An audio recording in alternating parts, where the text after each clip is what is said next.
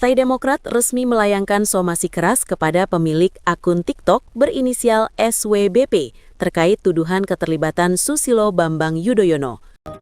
Politisi PDIP Guntur Romli menyatakan Ketua Umum partainya Megawati Soekarno Putri bakal mempertimbangkan langkah hukum seusai dikaitkan dengan kasus ijazah Presiden ke-7 RI Jokowi. Nggak usah ada pemilihan DPRD juga, sekda aja atau ASN aja bikin jadi kepala daerah, nggak usah kita pilih. Jadi berdasarkan tim pansel aja, itu sama sekali nggak pakai duit gitu loh. Kenapa hampir mayoritas partai politik itu mendukung terkait dengan wacana pilkada oleh DPRD? Ini sepertinya semacam uji coba soal kemungkinan koalisi permanen yang di sosial media, terutama di TikTok, sangat mengganggu. Saya bertemu dengan Pak SBY beberapa hari lalu. Pak SBY cukup terganggu dengan isu ini. Assalamualaikum warahmatullahi wabarakatuh. Berkaitan dengan judul kita ini, Roy Suryo dan kawan-kawannya dapatkan amunisi masalah perkara ijazah palsunya yang berseteru dengan Jokowi sekarang, atau malahan dia dikeroyok rame-rame oleh partai politik seperti PDIP dan Demokrat sekarang ini. Nanti cuplikan video ini kawan-kawan tahu itu artinya. Di mana sekarang PDIP dengan Demokrat itu mensomasi orang yang menuduh dia menjadi dalang kasus ijazah palsunya Jokowi. Mereka lah yang mendalangi sebenarnya kata akun tersebut tentang untuk terus mengusut ijazah palsunya Jokowi. Terus kenapa kita harus mengetahui hal itu? Apa pentingnya sama kita? Ada sebuah pengalaman dulu waktu saya kecil, kawan-kawan. Ini kita berkaitan dengan politik. Kenapa kita harus mengerti ini sebenarnya kaitannya dengan politik? Kenapa kita harus tahu itu? Saya pada waktu kecil dulu tahun-tahun 70-an sempat jadi pertanyaan besar sama saya. Kenapa seseorang itu ditangkap yang katanya terlibat gerakan 30 SPKI. Kemudian setelah saya besar, saya tahu bahwa si A ini kemudian di penjara lama adalah seorang petani biasa, boleh dikatakan bodoh, tidak tahu apa-apa. Tapi kenapa dia ditangkap dan dituduh terlibat gerakan 30 SPKI? Rupanya tanpa setahu dia malahan, dia dicatatkan namanya kepada sebuah organisasi yang bernaung di bawah PKI pada waktu itu. Dan yang kita tahu, yang anehnya di Indonesia ini ada partai yang dilarang akhir-akhirnya. Partai yang dilarang, partai terlarang yang bernama PKI. PKI itu kan kependekan dari Partai Komunis Indonesia, sama dengan Golkar, P3, Gerindra, dengan yang lain-lain, sama semua. Status awalnya sama PSI, PNI pada waktu itu. Dan menjadi kebingungan saya, kenapa kok bisa seseorang petani yang bodoh, dia keluar dari penjara dan menurut ceritanya juga, dia tidak tahu apa-apa itu tentang PKI dengan gerakan 30 SPKI. Tapi kenapa bisa dia ditangkap dan dihukum lama? Bukan di sebentar itu, 10 tahun, 15 tahun. Kenapa begitu? Karena ada catatan nama dia di sebuah organisasi itu. Hanya karena itu. Ini kan membingungkan kita. Artinya dalam hal ini dia terjebak. Kenapa dia terjebak? Karena kebodohan dia. Kenapa dia bodoh? Karena dia tidak mengerti.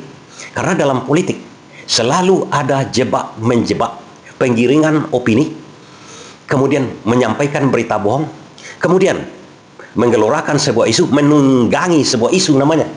Macam-macam dalam politik itu. Nah, supaya kita sederhana memahaminya, ada sekarang isu mengenai ijazah palsunya Jokowi. Nah, ini karena isunya ini dari awal sudah bergelora sampai saat ini, mulai saling tuduh-menuduh. Dan itu melibatkan tokoh politik. Karena yang dituduh memiliki ijazah palsu oleh Roy Suryo dan Rismon Sianipar ini adalah tokoh politik, mantan Presiden Indonesia. Dan yang mengatur Indonesia selama ini, sejak merdeka, bahkan sebelum merdeka, itu adalah politik. Dan yang membuat undang-undang, yang menentukan kebenaran dan kesalahan di Indonesia ini adalah para politikus. Mereka lah yang membuat undang-undang. Mereka lah yang mensahkan undang-undang dan menjalankan undang-undang. Mereka lah mempunyai hak veto untuk mengatakan sesuatu itu benar ataupun itu salah. Balik kita ke judul. Apakah Roy Suryo di sini mendapatkan tambahan amunisi, tambahan pendukung untuk menggelorakan isu ijazah palsunya Jokowi, atau justru ini semuanya ingin mengeroyok Roy Suryo? Kenapa harus kita ketahui? Agar kita tidak seperti petani yang tadi di penjara lama gara-gara termakan isu, termakan narasi, termakan cara-cara bodoh para politikus untuk membodohi mereka. Sudahlah, politikus itu bodoh, membodohi mereka. Yang jadi korban adalah yang terkena ini. Yang jadi korban adalah petani tersebut. Jangan sampai Anda ini yang menonton sekarang ini terkena dalam hal itu. Minimal kita mengetahui yang satu ini dulu. Kenapa harus kita ketahui yang satu ini? Agar kita tidak terjebak juga dengan permainan para politisi ini. Ingat, para politisi bekerja untuk kepentingan mereka. Mereka bisa menunggangi isu, melemparkan isu untuk apa? Untuk menjebak kita ikut permainan mereka. Agar mereka mau didukung atau bisa didukung atau mendapatkan suara. Mendapatkan empati, mendapatkan simpati dari masyarakat. Terkadang caranya jorok, terkadang caranya buruk. Yang kita mau memang para politisi ini, politisi yang bagus-bagus, yang jujur-jujur. Tapi sayang untuk mendapatkan seorang politisi yang jujur, itu termasuk langka di dunia kita ini sekarang. Di dunia saya katakan, seperti yang sekarang ini kawan-kawan. Kalau kita amati, coba kita lihat dulu, apa tujuan dan maksud dari PDIP dan Demokrat mensomasi orang yang menuduh dia menjadi dalang di balik Roy Suryo dan Resmond Sianipar. Apakah mereka memang itu dalangnya dari kasus ini? Ternyata mereka sekarang kan marah. Kalau orang marah dituduh seperti itu, bisa-bisa jadi memang mereka dalangnya. Bisa jadi mereka adalah support dari Roy Suryo dan kawan-kawannya. Yang kita ketahui dulu, Roy Suryo ini adalah mantan ex kader Demokrat, orang dekatnya SBY. Apakah benar? Atau apakah benar SBY ini membela Roy Suryo saat ini? Atau PDIP membela Roy Suryo dan kawan-kawannya? Atau bisa jadi, apakah bisa jadi SBY ataupun PDIP Megawati sekarang ini malahan bersekutu dengan Jokowi untuk menghabisi Roy Suryo? Kadang-kadang hal-hal yang tak masuk akal ini dalam politik ya begitu. Rocky Gerung mengatakan begini, dalam politik adalah menjadikan sesuatu yang impossible, yang tidak mungkin menjadi mungkin.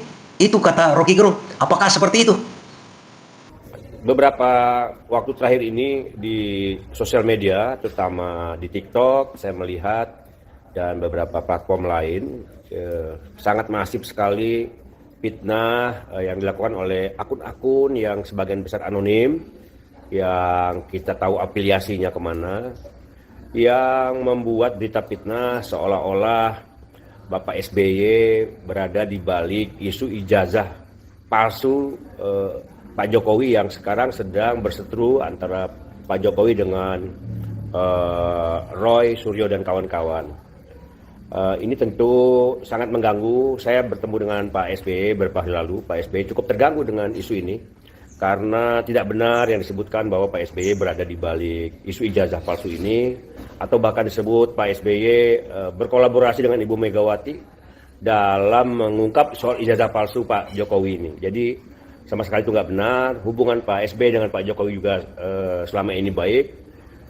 Kita berharap untuk dihentikanlah fitnah yang sudah tidak karuan ya di TikTok. Pak SBY sekarang ini day to day politiknya itu sudah banyak di melukis, kemudian juga seni-seni lainnya, kemudian persiapan poli, berkunjung ke daerah, banyak di Pacitan, kemudian hari-hari politik di partai kan sudah banyak dipimpin oleh Pak Mas AHY. Jadi tolong dihentikan agar fitnah-fitnah tidak meluas ya. Kalau juga tidak dihentikan, ada kemungkinan PSB akan mengambil langkah hukum agar dengan pertama memberikan somasi kepada orang-orang yang sudah membuat fitnah tersebut, dan terbuka kemungkinan untuk menempuh jalur hukum. Jadi karena ini masalah keadilan, karena Pak SBY tidak merasa melakukan itu tapi difitnah. Saya kira itu demikian kepada seluruh kader Demokrat untuk tetap membela pemimpin kita yang dizalimi, yang difitnah ini, karena memang betul-betul tidak dilakukan oleh Pak SBY. Kita tahu selama ini Pak SBY selalu mengajarkan kita politik yang putih, yang bersih, yang tidak pernah menyerang orang, tidak pernah membuat fitnah. Tapi kalau kita dizalimi dan difitnah, kita harus melawan. Demikian, selamat tahun. Partai Demokrat resmi melayangkan somasi keras kepada pemilik akun TikTok berinisial SWBP terkait tuduhan keterlibatan Susilo Bambang Yudhoyono. Dari narasi yang dikatakan oleh Andi Arief dan pemberitaan di televisi ini yang dituntut oleh Demokrat, itu adalah pembuat akun yang mengatakan SBY adalah dalang di balik ijazah palsunya Jokowi, dalang di balik Roy Suryo, yang membuat Roy Suryo menuntut dengan keras Jokowi, kira-kira seperti itu. Berarti yang dituntut oleh Demokrat itu pembuat akun, bukan Jokowi, bukan pula Roy Suryo. Kalau di sebalik itu bisa kita baca seperti begini kawan-kawan, mengatakan bahwa Demokrat tidak berlawanan dengan Jokowi. Kira-kira seperti itu. Karena dia marah, dikatakan dia sebagai dalang Roy Suryo dan Rizwan Sianipar. Kan sangat sederhana logikanya.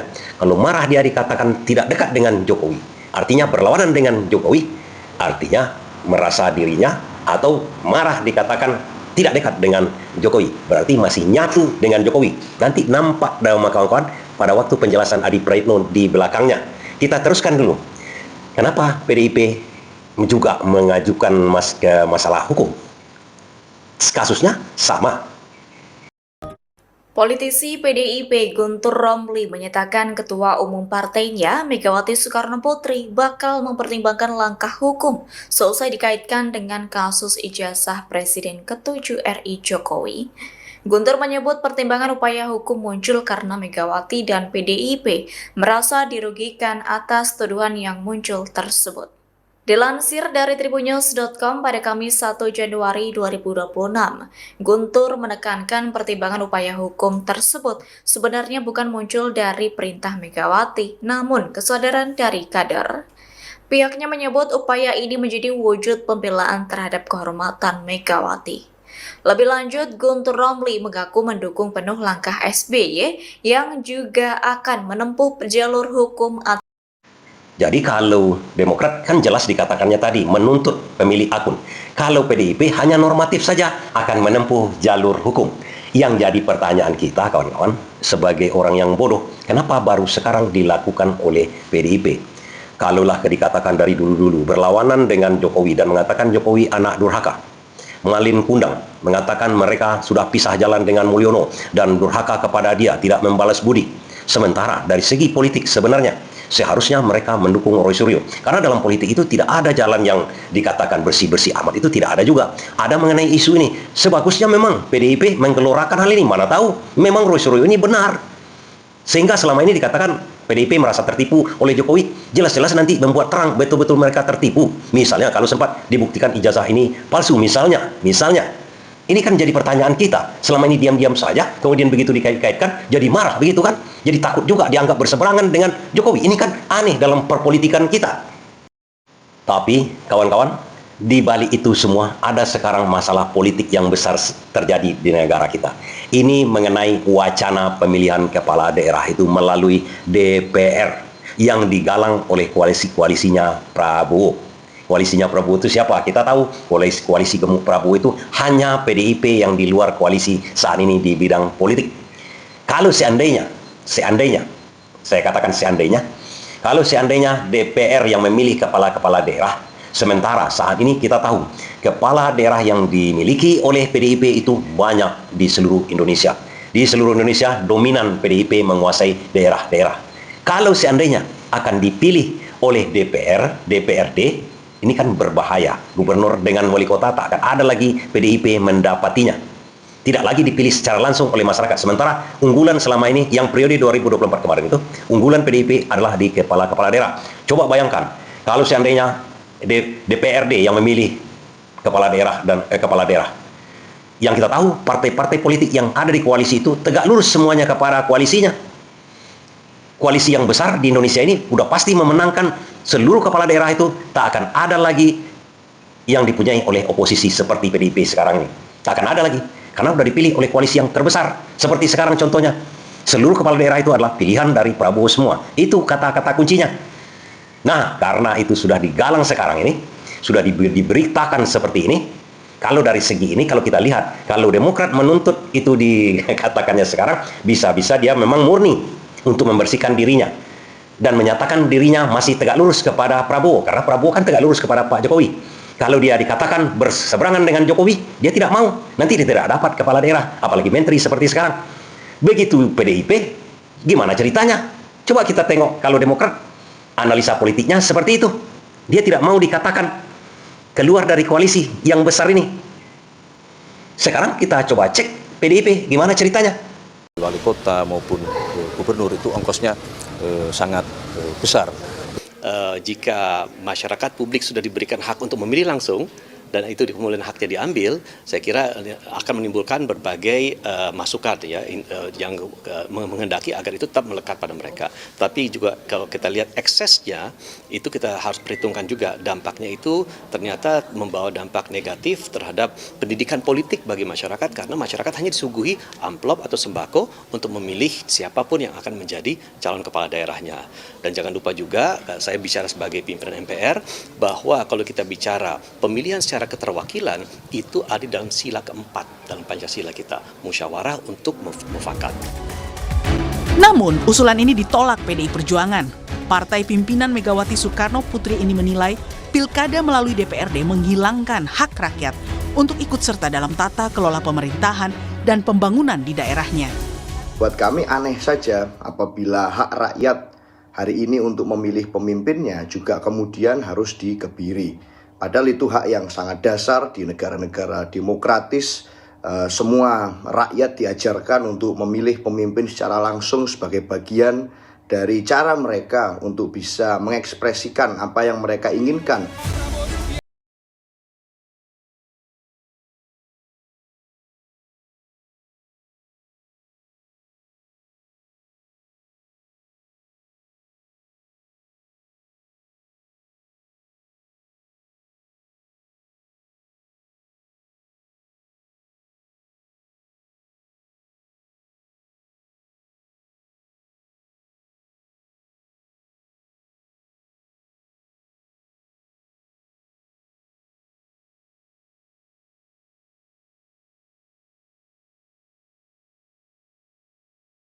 Pilkada Bapak Presiden, 1 tahun lalu kami menyampaikan kalau bisa pilkada dipilih lewat DPR saja. Banyak pro dan kontra. Tapi setelah kita mengkaji, alangkah lebih baiknya memang kita lakukan sesuai dengan pemilihan lewat DPR Kabupaten Kota. Biar tidak lagi pusing-pusing. Oleh karena itu kami memandang pembahasan RUU bidang politik seyogyanya bisa dimulai tahun depan. Usulan Bahlil ini disambut baik Presiden Prabowo. Menurutnya, demokrasi yang baik harus mengurangi permainan uang agar jangan hanya kaum berduit yang menguasai politik. Prabowo bahkan menilai pilkada langsung adalah sistem politik yang meniru-niru negara lain. Yang disampaikan Partai Golkar berkali-kali harus kita pertimbangkan yang baik-baik. Demokrasi harus mengurangi terlalu banyak permainan uang.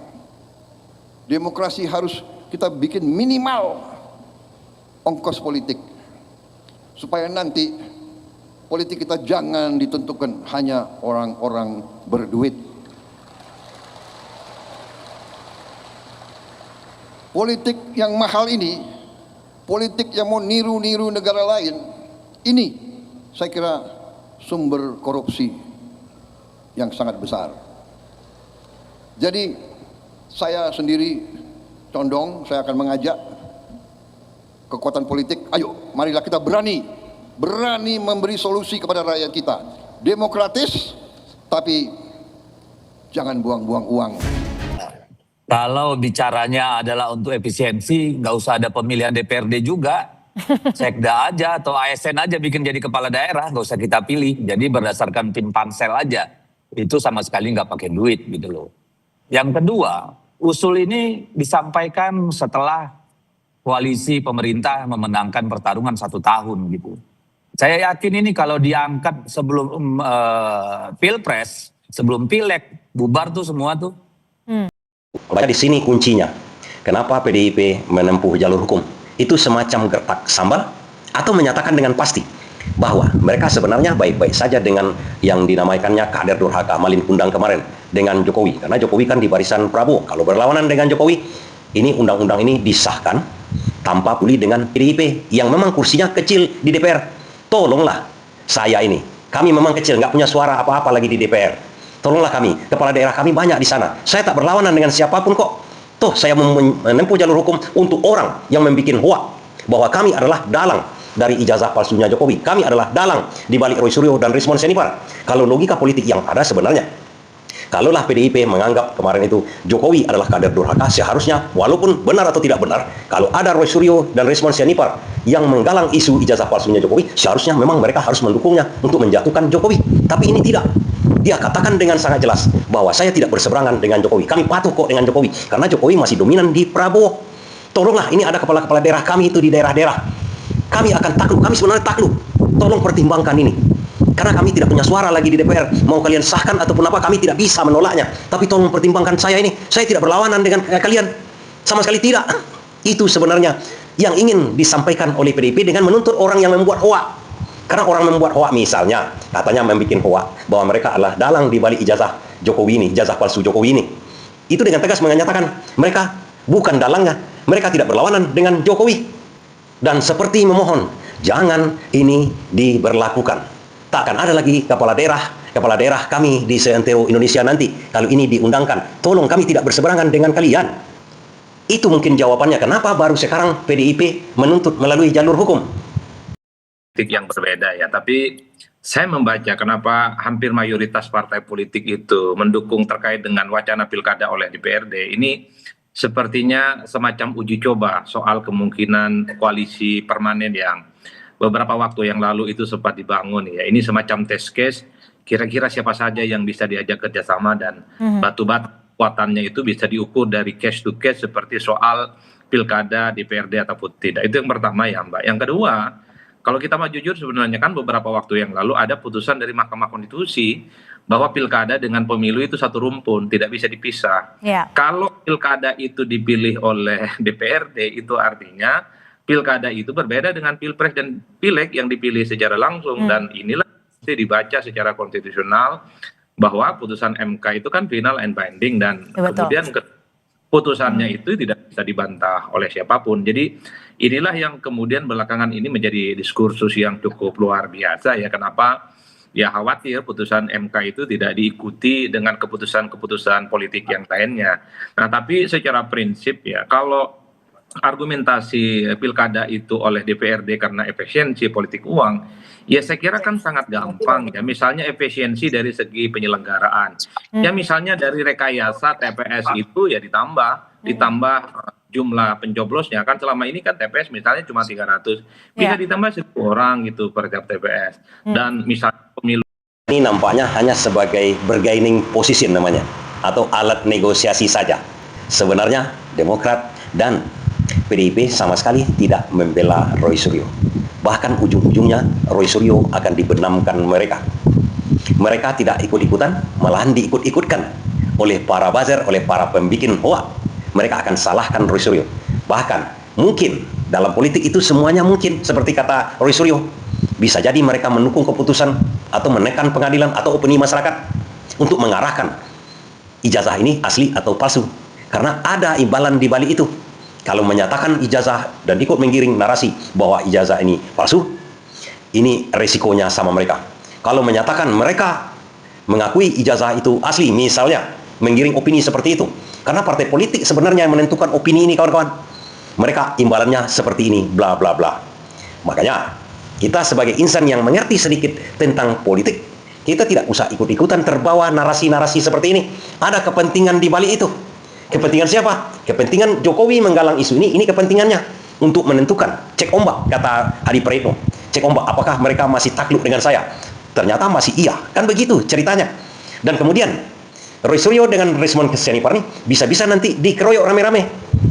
Dan kalau kita tidak tahu ilmunya apa-apa tentang masalah kasus ijazah palsunya Jokowi, kita cukup berkata netral saja. Roy Suryo dan Resmond Sianipar serta Dr. Tipa mempunyai ilmu tentang itu. Kita hanya bisa menonton. Menonton bagaimana? Sambil menonton, kemudian serumput kopi. Silakan pentaskan drama-drama itu seterusnya. Kita ambil dari sisi baiknya, kita buang yang buruknya. Tapi jangan seperti petani tadi. Petani yang dihukum 15 tahun tanpa tahu apa-apa. Terikut-ikut kita. Terikut nama kita, terikut semua-muanya. Marilah kita tonton mereka di pentas politik sekarang ini. Dan menjadikan kadang-kadang hukum menjadi alat politik dan politik menjadi hukum. Itu sama saja kawan-kawan. Tonton dan serumput kopi kita. Kopi panas di hari yang dingin.